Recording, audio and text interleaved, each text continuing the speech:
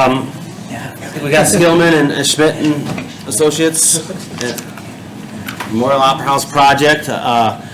This is just a continuation of November when they were in front of us with kind of a preliminary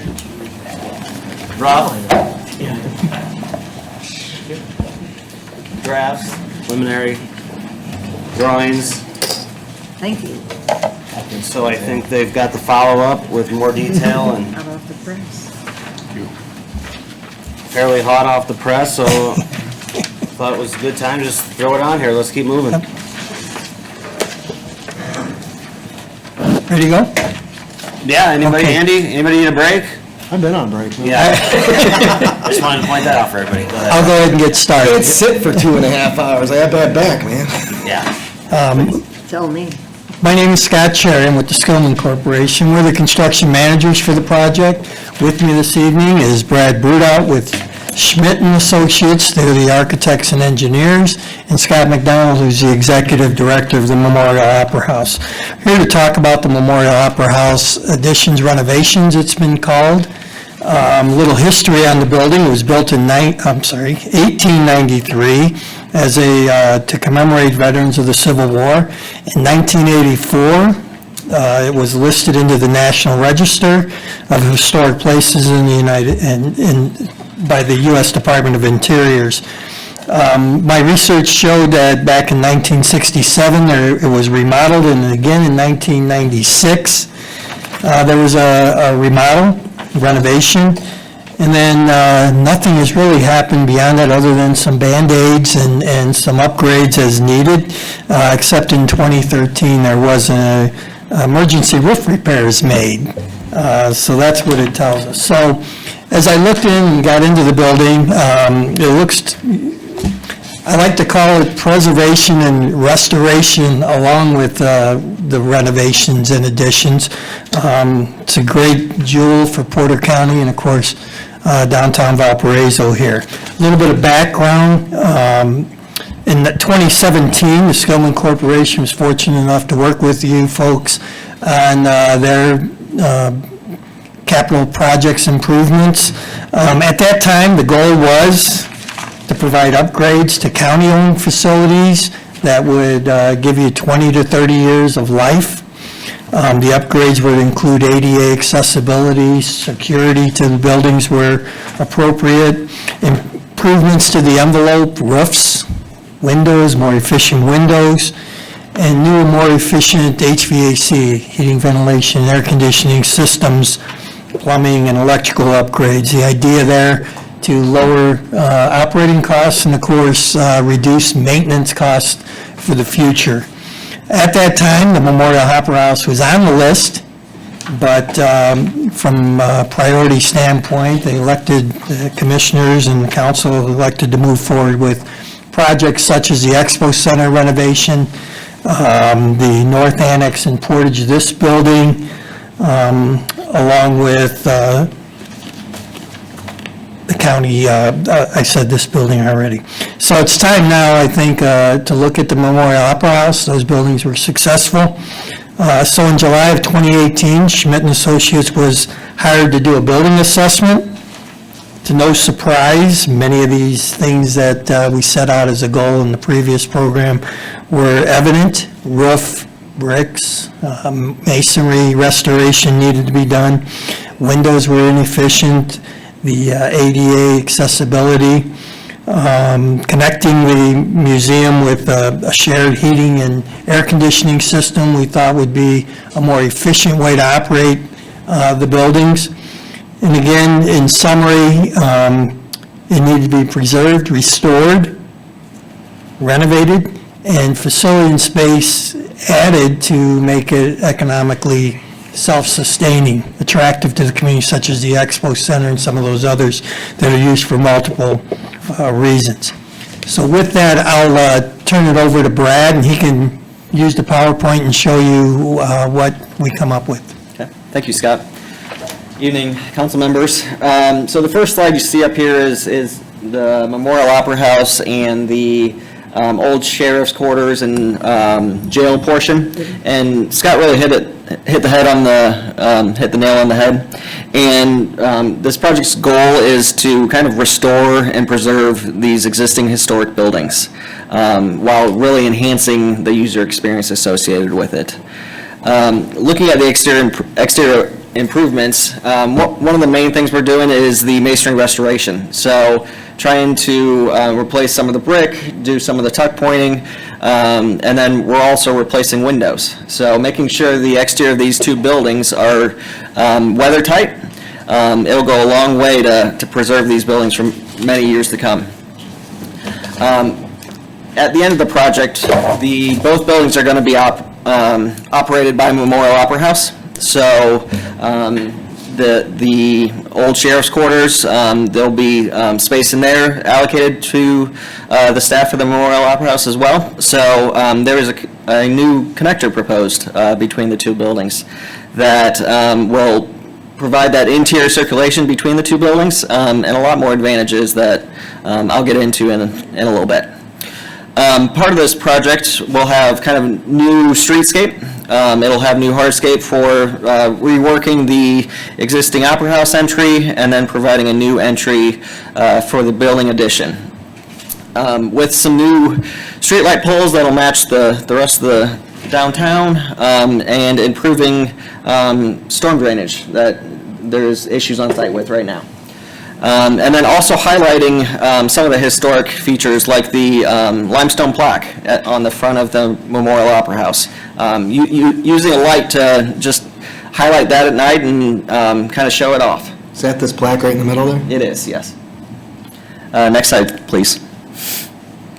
Going to inside the building, starting in the lobby of the Memorial Opera House. The existing lobby currently holds the box office and bar area in it now. And we're proposing to move that into the existing restroom areas and moving the existing restroom areas into the new building addition. That'll allow us to add fixtures to the restroom counts and be able to support the amount of people that the auditorium can hold. It'll also let the lobby function as a surge space where you have more open space there, and it allows the box office and bar area to kind of have their designated spaces. The new addition has an accessible entrance to it, and it also allows for an accessible entrance into the old sheriff's quarters areas, where we're adding multi-purpose spaces for the programs that the Memorial Opera House is going to have with the kids and with other theater groups. Also to note, which a lot of times gets overlooked just because you can't see it, is building infrastructure. So we are replacing the majority of the mechanical equipment. One benefit to the new building addition between the two is being able to use shared systems between the Memorial Opera House and the sheriff's quarters over there. So being able to place a unit in the middle of those two and being able to take advantage on both sides is very helpful. And then there's also lighting upgrades, lighting controls, new plumbing throughout. The sewer systems is being replaced coming out of the building. There is blockage there, so it's definitely needed. And then new domestic line running as well for the plumbing system. And then the entire building will be on one fire alarm system as well when we're done. Next slide, please. So here are a couple images of the new lobby space in the Opera House. It's much more open. You can see the bar there on the bottom image, and on the top image, we're showing a graphic for kind of to highlight the history of the building. So not saying that image is going to go up there, but saying here's an opportunity to kind of highlight the history of the Opera House. As part of the renovation, we are replacing all the auditorium chairs as well. So up there is an image of what we're planning.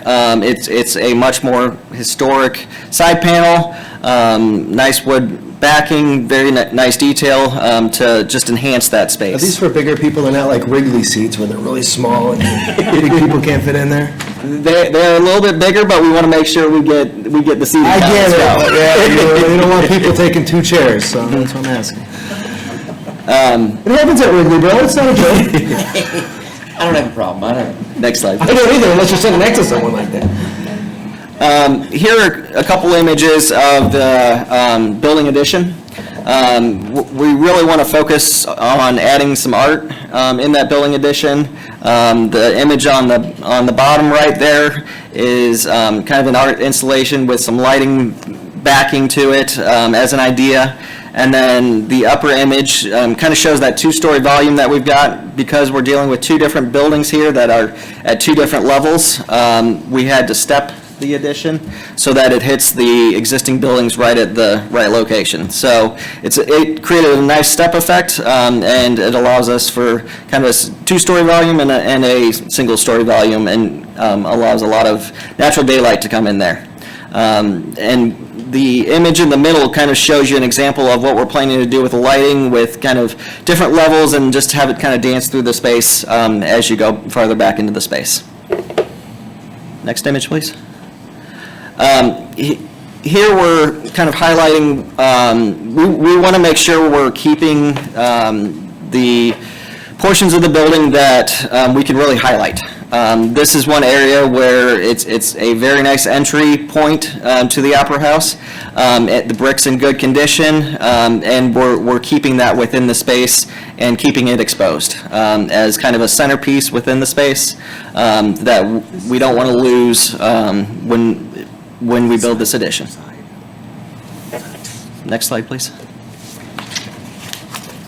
Looking at the second floor of both these buildings, we're looking at a laundry configuration of moving some of those offices that is currently up there into the adjacent building. This allows to get a little more space over there, create some additional offices that are needed that just didn't fit in the existing building. These buildings were created for a different space criteria than we deal with today, and they don't always allow for expansion. We are also replacing the auditorium seating up there, upgrading the finishes, and then relocating the control room from the first floor to the second floor to provide a little more space for seating on the first floor. Next slide, please. And then here's an image of that lounge area. Opening up the space. You've got seating areas on both sides. You've got an island bar up there.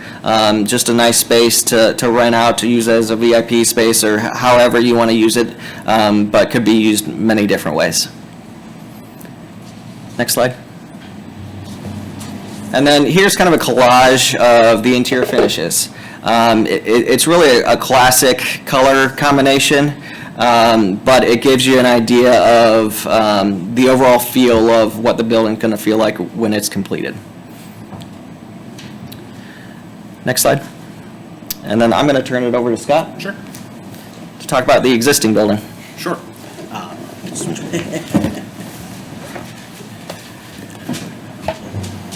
All right, good evening.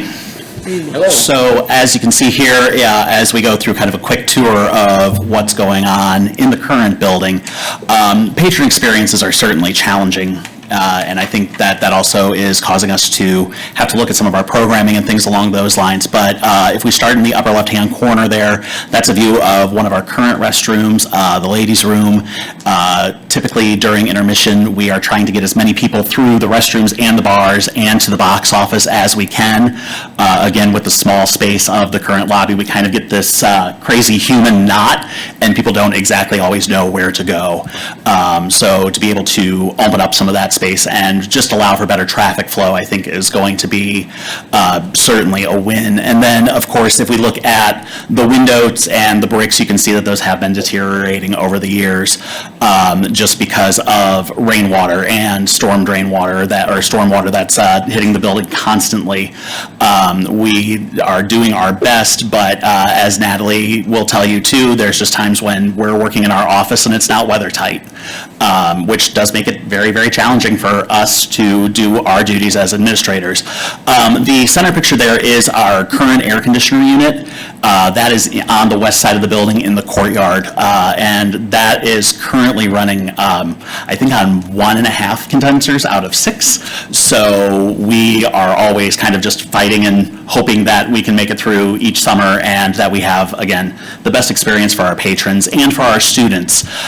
We're getting ready to kick off some really exciting programs such as the Penguin Project, which is a program that services students with disabilities who don't get to perform in theater.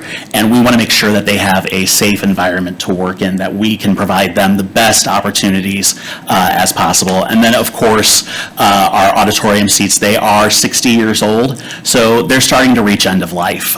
So at some point here, we are going to have to do something about that. Sylvia, I know you and I have discussed that. Being very kind. They're gone. Fair enough. So that just kind of gives the current overview of the building. All right. And next slide. Next slide. Yes, that's me. Oh, yeah. Well, when we look at the budget and the schedule for the building, you can see that we have construction costs of about $4.75 million. There's some escalation in there for inflation. You've heard a lot of talk about that tonight. There's a contingency. The soft costs are the equipment that you see and furniture. So the total project estimated cost is $6,500,000. When we look at the strategies for bidding the project, we have some design to finish up. We're looking at bidding the project in late October with the idea to use a few months for procurement, and then construction can start sometime in March. What we're finding in the industry is we really need that time. Contractors are telling us to bid now and start later so that we can have materials on site and they can work productively. Be happy to answer any questions. That's interesting, the procurement. Well, That's a new one in my 25 years of, well, with Skillman. We have to think outside the box. what you're saying is that material, you just can't go out and order it and a few days later it's here. Yeah, beginning probably last year, we were getting crazy delivery dates. Mechanical equipment that used to be 14 to 16 months is now 30 months. 30 weeks, I'm sorry, I said months, weeks. We have transformers that are a year out, they're telling us right now. So what we're finding is, again, you have to be real cautious, the strategy of building, when you start, to make sure that you have a good handle on when these things are coming, because the worst thing that could happen is you get in the middle of the project and find out you don't have chillers, for example, to air condition space, which stops you from putting in some of the finishes, and then it sits for a while and you have problems. So we're getting smart over the year of how to approach these projects, but it does change monthly for us. Is it going to be challenging, you're going to put sprinkler systems in, is that, in an old building like that, is that going to be really challenging to? So we're not planning to sprinkle the entire building. There is a portion of the existing building that's already sprinkled. We are planning to sprinkle the building addition, but we wouldn't go back in and try to sprinkle the entire, both buildings. And that complies with the? It does. Oh, okay. And I know Scott may be surprised that I'm going to ask this, but where are the statues in this that go up top? The what? Did you see the original design of that building had two statues up top, where the little round structures are? Yes. So we're going to put We will. Scott and Andrew up there, Yes, right? yes. You and me, Greg. Oh, all right, that's fine. No, in a weird way, I have to ask this because I'll be thinking about it later. Is it possible, if we were to fundraise, I'm just throwing this out, I just wanted to get it out there right now. If we were to fundraise for that, is it possible for statues to go up just like the original plan?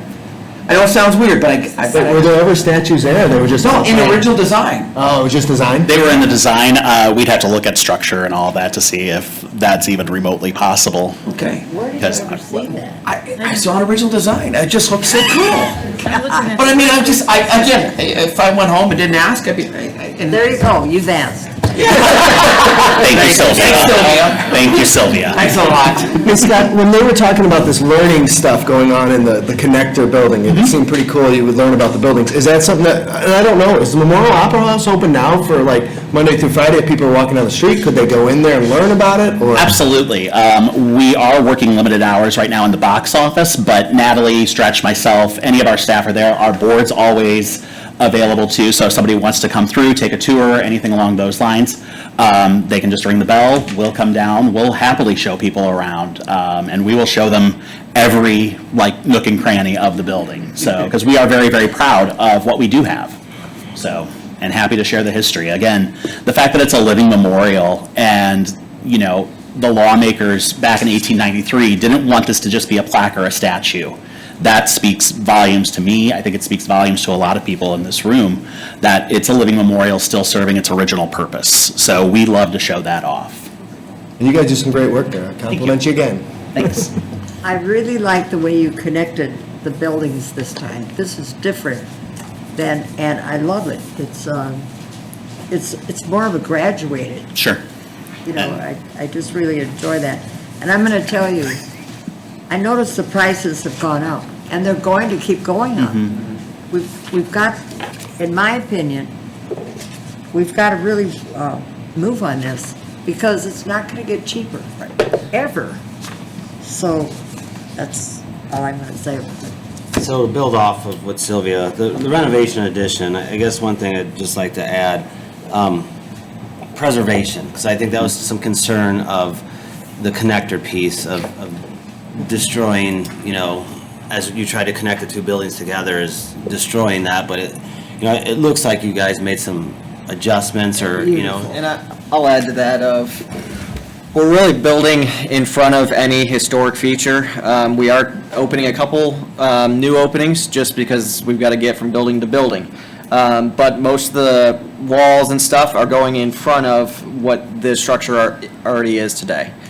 So if you ever decided, hey, we want to get rid of that connector, you could tear the whole thing down and you would be able to restore what was there previously. So we're really trying to preserve it and almost encapsulate it to be there forever. Yeah, and to that connection piece, which I think is an important piece, the early iterations of that, you know, there certainly were some questions back and forth, and looked a little clunky almost, and so I agree with Sylvia that as you look at this as much better, and the openness and the transparency with the glass and so forth, it does wonders for it. And I think it's a tough position to be in, to try to preserve and then also connect. And it's a little difficult, you know, on the conceptual, it's a little difficult to imagine exactly what that would look like, but I trust that every effort in terms of trying to help it blend into the existing structure and the preservation of that, both buildings, I think is really, really critical. And I know I'm sure you've looked at it. I don't know if this is the final answer design, if there's other things that we might want to consider or look at, but Well, that's one of the reasons we use kind of the glazing, a lot of store or curtain wall there, and then with some aluminum accents. Not trying to use a brick again, because it's just you've got a third brick in there. Right. Trying to use different materials that will kind of blend the two buildings together and really keep the historic features of both those existing buildings with. yeah, this is greatly improved from the previous design. So, you know, and I think on that combined space, when you talk about sharing resources, sharing restrooms, you know, better accessibility for everybody, I think in terms of what can be ultimately done in there, in terms of events and that sort of thing, it opens up the door for so many opportunities that we don't have today. And I think it wasn't all that long ago that we met at the Opera House and had a meeting and talked about the deplorable condition of it, frankly. Everybody was very emphatic, as I remember it, talking about the need for something desperately needing to be done, because I think everybody shares a real sense of appreciation for the historic nature of it, the hard work that's been put into it and the leadership that's provided currently, and the productions that are there. We've talked a little bit about quality of life tonight, and when you talk about what the Opera House provides in the way of the quality of life, it's tremendous learning opportunity for youth, and giving them a passion. And we heard a very passionate speech from a young lady that was there, and I think she said it better than anybody in terms of the benefits of theater and the benefit of the Opera House, and how important how important it is. And so I think I know I'm more excited about it than I was, if that's possible, because I was an advocate for the improvements from the start, and I'm steadfast in that support. I think we have a good plan in front of us.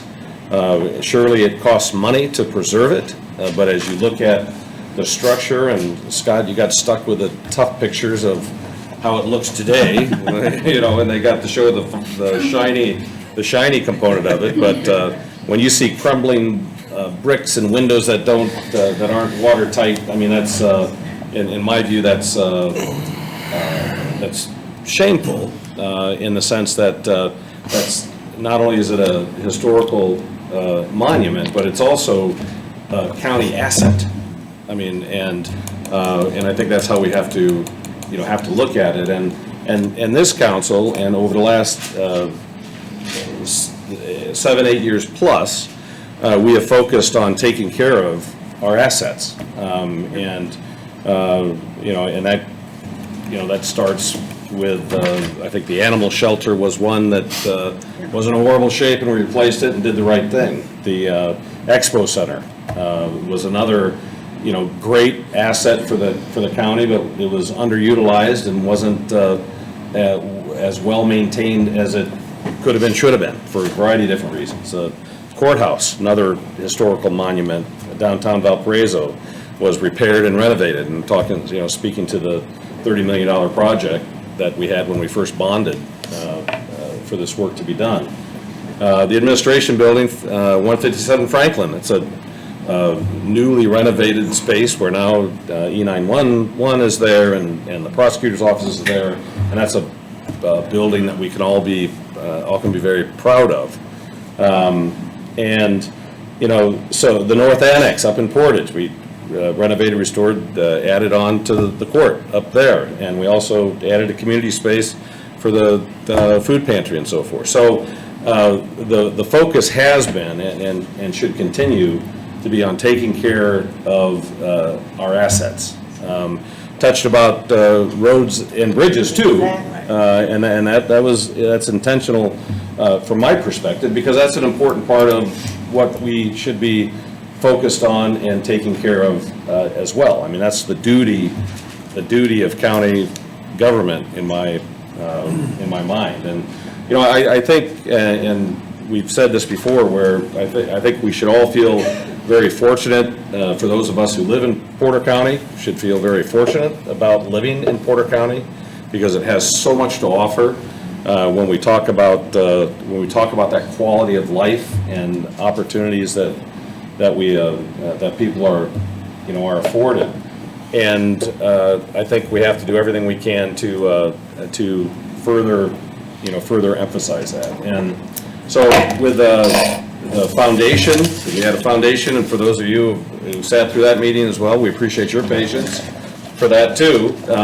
But I think that speaks to how and why the county's in a position we're in, is because we've been good stewards of the county finances, and we've been good stewards of the hospital foundation. And without a doubt, there were calls when the foundation money became available, spend it, spend it, spend it, give it away, give it away, give it away.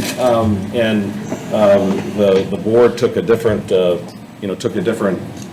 different approach, which we all should be very thankful that we did. And so, we sold the hospital. A little bit of history. Is Kevin here? Kevin's not here. He'd give the better history story. But the current history, in 2007, we sold the hospital and got a big chunk of money that everybody's familiar with. For quite a period of time, for 9 years or so, we had a situation where we were investing that money, and it was returning about less than 1% on the investment. So we have less than 1% on that big pot of money. And the council and the commissioner saw to it to say, okay, that's not good enough. It's you're actually losing money, especially in today's environment, if you're making less than 1%. So the foundation was created in 2016, and from that point to now, since inception of April 1st of 2016, we've seen a return of 8.6% on those funds. And that's what has allowed us to do the $30 million bond and the $20 million bond, because I don't want to take any more time and talk about stormwater, but I could talk about that for a while too. But we've made some good decisions, and the county is benefiting from those decisions. And in my view, as we look at what else is there to take care of, number one, we're going to take care of our assets, and that the Memorial Opera House is our asset. The old museum is a county asset, and it's our duty to take care of those. And there's a couple of others that need work too, and we've been in the process of studying the county jail, because it's aged. It's not quite 1893 aged, but it's aged and needs renovation, needs some work. We also know that the next structure that we have to focus on, I think, is probably the Center Township Garage, which is, for those of you who've toured that's a building that's not up to what I would call current day Porter County standards, or what it should be. So I think we need to talk about that building as well. And so I think it's time to move forward and address those particular topics. And so I welcome anyone else's comments. You done? Well, I got more. No, Mike, I can't agree with you more. We've been doing this, we set out on this, like you said, starting out the animal shelter, and I think the next move was the entrance to this building, and we continued on. We put ourselves in a position to continue on and bond, and take care of our facilities, but the Memorial Opera House got cut out. We weren't able to do the center garage. So the jail, we know the jail bond is up. So I just think this council, along with the commissioners, and the help of our great auditor, we put ourselves in a great position. I don't see any reason to stop. We're financially stable. We're in good condition. So we need to continue to take care of our facilities. I think we need to, at that point, because of like you said, the smoothing, I'd like to, ask our attorney, along with the commissioner's attorney and Vicky, to look at, a revenue bond, another revenue bond, if it's possible, out of the foundation revenue. Or whatever. What ways that we can fund, alternatives. Not just the Opera House, but the center garage at the same time. I think those are two buildings that we need to get done, along with the jail. The jail we have a little bit, but there's no reason, if we're going to engage bond counsel. Isn't that a couple years off? Not much. The jail, the last payment's going to be in December of 2023. Okay. So if we're going to engage bond counsel, I think we need to look at maybe, a bond for the Opera House and the center garage, and also have them look at, refunding that jail bond as we look at upgrading it and, possibly doing something, whether it's work release, mental health. So I think we need to, have our attorney work with the commissioner's attorney and Vicki and look at the options for those 3 buildings, sooner than later. So if that's, Makes good sense. Could I just say something? You mentioned the revenue bond. The jail bond right now is a GOB bond. It's a property tax. Yeah, I understand that. That's not what I'm So we're talking about. talking- I'm talking about 2 different things, yes. Okay, good. Yes. Talking That's about, alternatives and stuff. no, I'm talking about, a revenue bond for the Memorial Opera House and the Center Garage. And I'm talking about, we have the bond that's retiring at the jail. That refunding, or whatever the proper word is for that bond, whatever the proper, just work with bond counsel, with our council, commissioner's council, to see what our options are to get into that, which would probably be the last one we dive into. And I think Skillman, I think you guys had initially, the commissioners engaged you guys to go out there and do some Do an assessment. assessment of it, so, to me, we gotta keep moving in that direction. Would you like, would you like me to put that in the form of a motion? Yeah, I think that shows a commitment from us that, that we're moving forward. And we just had the opportunity, you guys, to finish. We gave out, I don't know what's going out to nonprofits, $12 to $15 million. I mean, we're giving that kind of money out to organizations in the community.